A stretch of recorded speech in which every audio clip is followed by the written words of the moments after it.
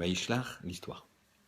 Dans le shiur, on a vu que chaque action d'une personne doit l'amener à faire le tov, à faire le positif, à l'amener à servir plus et mieux à Kadosh Baruch Hu.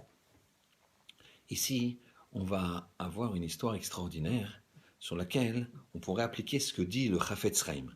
Heureux soit l'homme qui voit dans son action, sa bonne action, le début et la fin, les conséquences de son action. Et vous allez comprendre. Cette histoire a commencé il y a 10 ans. Il y a eu une attaque malheureuse au caveau de Marpella par des terroristes sur des soldats et la population, des gens qui étaient venus pèleriner Avraham, Yitzhak et Yaakov. Un garçon qui s'appelle Shimon, qui était marié, a pu se cacher lors de cette attaque derrière un rocher, alors qu'un soldat avait été blessé, inanimé, à quelques mètres devant lui, et à la merci des assaillants qui sans cesse essayaient de lui tirer dessus. Le soldat avait été blessé et était donc allongé sur le sol.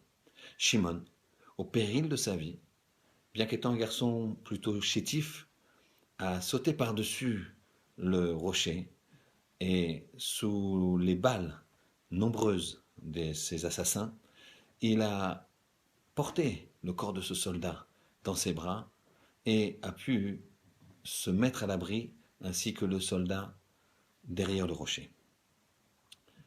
Quand les assaillants étaient éliminés, un hélicoptère est venu et a immédiatement pris le blessé qui s'appelait Réhouven pour l'amener. Il était dans un état extrêmement grave. Il a pu être sauvé et quelques mois plus tard complètement sur pied. Ses parents ont voulu faire une Seudat Oda'a, un repas de remerciement à Akadosh Baruch Hu. Ils ont bien sûr cherché à convier la personne, Shimon, qui avait sauvé leur fils Réhouven. Ils ont réussi à le trouver, l'ont invité et on lui a dit invite tes parents, qu'on fasse connaissance, puisque à eux aussi on leur doit une akaratatov. Alors le repas se passait extraordinairement bien, dans une bonne ambiance.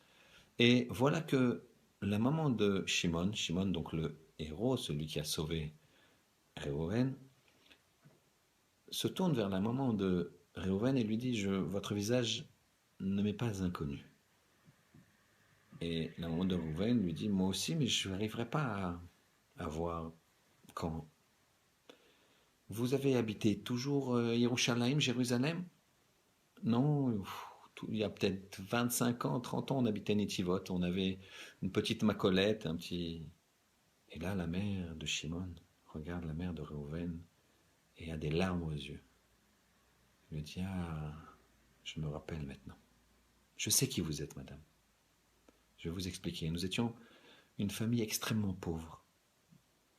Et j'étais enceinte de mon 3e enfant, très jeune. Ça fait plus de 20 ans. Et nous n'étions pas religieux et j'ai eu un doute quant à la capacité d'éduquer l'enfant, le 3e enfant dont j'étais enceinte. Et arrivé à la Macolette chez vous, on a pris des choses pour les bébés qu'on avait à l'époque. Et quand il est venu le moment de passer à la caisse, vous étiez vous derrière la caisse, madame. Et la maman de Shimon de continuer. Et à ce moment-là, j'ai eu une dispute avec mon mari, je me rappelle très bien. Et je lui ai dit, écoute, regarde, on n'a même pas les moyens, on a compté notre argent, on n'avait pas suffisamment. Et tu veux que je garde le bébé, et regarde, on n'a pas suffisamment pour nourrir nos propres enfants. Et à ce moment-là, vous avez entendu ça, vous avez dit, Ras Shalom. Écoutez, voilà, moi je suis la patronne, j'ai cette petite macolette, ça ira mieux, gardez cet enfant. Surtout ne faites pas ça à Kadosh Baruch Hu, ne faites pas ça. Je vois, vous n'êtes pas pratiquants, mais vous êtes des juifs. Et on ne peut pas faire ça. Ras Shalom, Hachem, il envoie des enfants, il envoie la solution. Sachez que vous avez un crédit ici illimité dans ma macolette.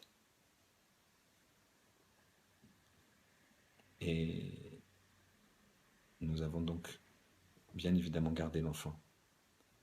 Cet enfant, c'était Shimon, l'enfant que vous avez quasiment sauvé, et qui, 20 ans, 23 ans plus tard, allait sauver votre fils, Réhouven. Cette histoire extrêmement émouvante, extrêmement incroyable, nous montre comment chaque action, à Kadosh Baruch Hu, on peut le voir, on peut ne pas le voir, mais il nous paye fois 1000 tout ce qu'on fait. Shabbat Shalom.